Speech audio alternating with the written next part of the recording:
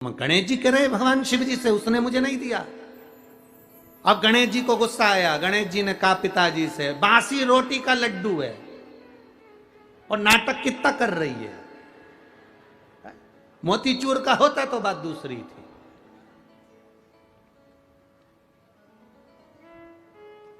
शंकर भगवान ने पार्वती जी को इशारा कर दिया, आज इसको एक भी लड्डू मत देना। आज गणेश जी को लड्डू नहीं मिलना।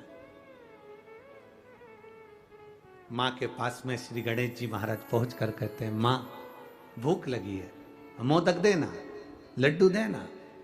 मां कहती आज तो बना ही नहीं है। षडानंद कार्तिकेय जी के पास गए गणेश जी, भैया भूख लगी है। गणेश कार्तिकेय जी बोले, तेरी तो भूख बारी न्यारी है, तेरी भूख कम होती है, एक दो लड्डू से तेरा काम चलता है, नहीं है मेरे पास में। अशोक सुंदरी के पास पहुंच गए, जी लड्डू, जी के है ही नहीं, रखे थे तो ऊंदरा खा गया, चूहा, लड्डू ही नहीं बचे। ओ अब शंकर जी की लीला बड़ी अपरंपार है। शिव जी ने बड़ी भारी कृपा करी। गणेश जी को भूख लगी, और जब भूख लगती है तो चाहे सास हो, चाहे बहू हो, चाहे तुम रोज पिज्जा खाओ, चाहे बर्गर खाओ, चाहे चाउमीन खाओ, जब भूख लगती है तो बासी रोटी भी निपटा जाते हो।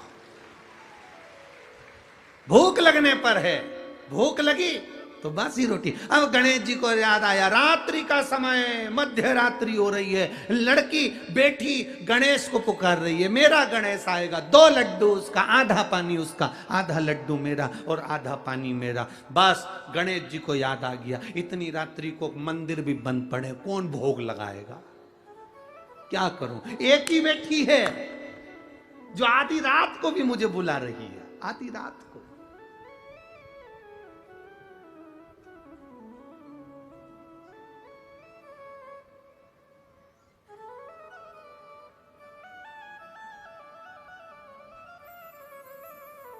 आज कोई पूछ रहा था, गुरुजी कल गणेश जी बिठाने का समय क्या है? 19 तारीख को गणेश जी बैठेंगे तो उनके बिठाने का समय क्या है? हमसे पूछ रहे थे। अब हम तो शंकर जी के भगत, शिव जी की उपासना, अब हम क्या समय बताएं? तो हमने उनसे कह दिया, जब गणेश जी फ्री हों,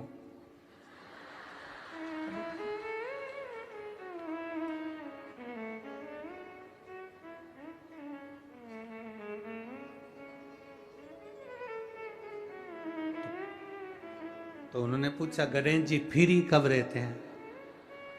तो हमने कहा अब ये तुम्हारे ऊपर, हमको तो मालूम भी नहीं, हम तो अपॉइंटमेंट लिए भी नहीं उनसे, तो तुम्हें ज्यादा स्मरण हो।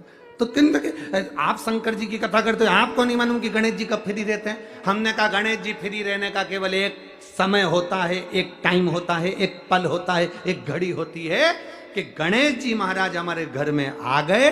गणेश जी की सबसे पहली जो आरती हो, उस आरती के समय पर अगर धूप बत्ती जलाई जाए या गोबरी को जलाकर उसमें गूगल छोड़ी जाए और गूगल छोड़ने के बाद गणेश जी का नाम ध्रुम वर्ण कह दिया जाए, तो गणेश जी को तुम्हारे घर की पूजा स्वीकार करना पड़ती है। बस वो समय हम जानते।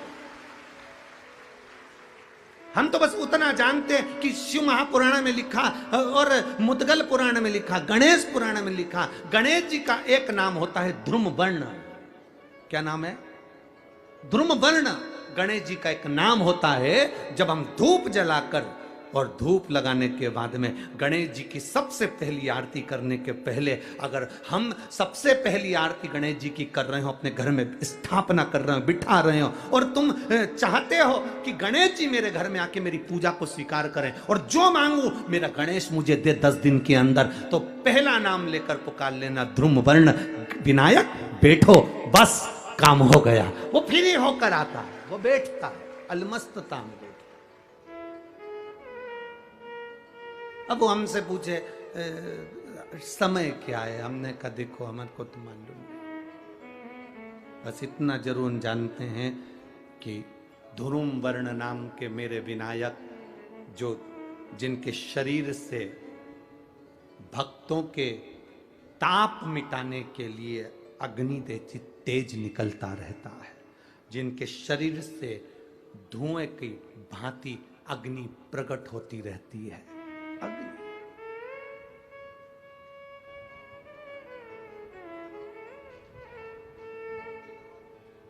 हम तो उनको पहचानते हैं जो दुनिया के ताप मिटाने के लिए प्रगटा। उनके शरीर से अग्नि धुआं तेज पुंज प्रकट हुआ। वो ध्रुम वर्ण विनायक साधारण, उसका केवल नाम उच्चारण कर कर भी अगर विराजित किया जाए, वो आया स्वीकार करेगा। 10 आप अभी तक बिठा लेते थे सिद्धि विनायक आओ, मयूरेश्वर आओ, भगवान को बल्लेश्वर पधारो, आपने बुलाया, आया वो, बैठा वो, ऐसा नहीं कि नहीं बैठा, पर हमें समय का भान नहीं हो पाया। हम किस समय पर भगवान को रिझाएं? परमात्मा को रिझाने का कोई समय होता है? भगवान को तो जब तुम्हारी मर्जी पड़ जाए, जब तुम्हारा दिल कर जाए, तब मेरे भगवान को रिझाने का प्रयास करो, वो तुम्हारे करीब में आकर बैठ जाएगा। जब तुम्हारा मन पड़े, जब तुम्हारी मर्जी पड़े।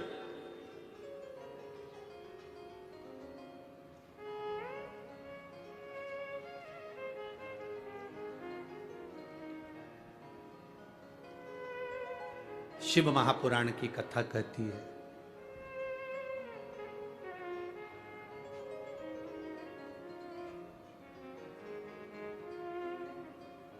शिव तत्व कह रहा है। एक बार ब्रह्मा जी ने भगवान विष्णु से पूछ लिया था। ब्रह्मा जी ने भगवान नारायण से पूछा, भगवान विष्णु से पूछा कि इस ब्रह्मांड में जितना आदर किसी का नहीं होता, उतना आदर महादेव का होता है।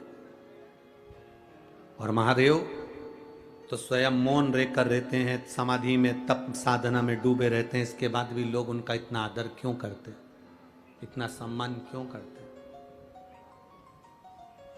ब्रह्मा जी कहते हैं हम इतना देते हैं, भगवान नारायण इतना देते हैं, इंद्र इतना देते, वो इतना देते, वो इतना देते। शंकर भगवान कुछ नहीं देते। शिव जी तो केवल समय समय पर प्रदान करते हैं, इसके बाद भी उनका इतना आदर क्यों है? जो शंकर जी की शिव पुराण कहती है, वही हम आपसे भी कहना चाहेंगे, और वही इस पूरे देश राष्ट्र के हर एक नेता से कहना चाहेंगे। फ्री में अनाज दो मत दो, फ्री में कपड़ा दो मत दो, फ्री में आप सामान दो मत दो, पर राष्ट्र में 2 चीजें फ्री होना चाहिए जो मेरे महादेव ने दी है। एक दवाई, दूसरी पढ़ाई, ये फ्री होना चाहिए।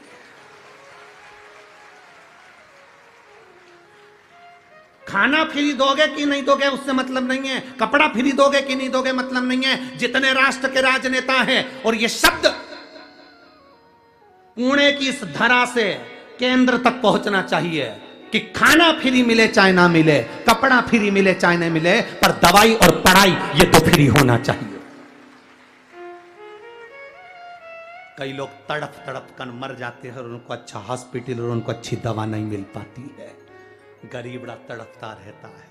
कई लोग पढ़ने की आस लेकर बड़े बड़े शहर में जाते हैं, पर अच्छा कॉलेज, अच्छा स्कूल नहीं मिल पाता क्योंकि पैसा नहीं होता। तो राष्ट्र के राजनेताओं को चाहिए, अन्न दो चाहे मत दो, तुम कपड़ा दो चाहे मत दो फ्री में, पर 2 चीजें फ्री दीजिए। एक दवाई फ्री दीजिए और एक पढ़ाई फ्री दीजिए, जो मेरे शंकर जी ने सबको दी है। शिव जी ने 2 चीजें फ्री दी। एक गणेश जी से कहा तो बुद्धि दे, फ्री, और एक शंकर भगवान ने औषधि दी, इसलिए इसको महामृत्युंजय कहते हैं, वो फ्री दी है। निःशुल्क होना चाहिए दवाई और पढ़ाई। मेरा निवेदन है, इस क्लिप को काटकर पुणे की धरा से केंद्र की धरा तक जाना चाहिए, जिससे दवाई और पढ़ाई फ्री हो सके। गरीब से गरीब आदमी के लिए, छोटे से छोटे आदमी के लिए दवाई भी फ्री और पढ़ाई भी फ्री। लोग तड़पते रहते हैं। पैसे वाला व्यक्ति इलाज करवा लेता है, ठीक हो जाता है, गरीबड़ा प्राण त्याग देता है।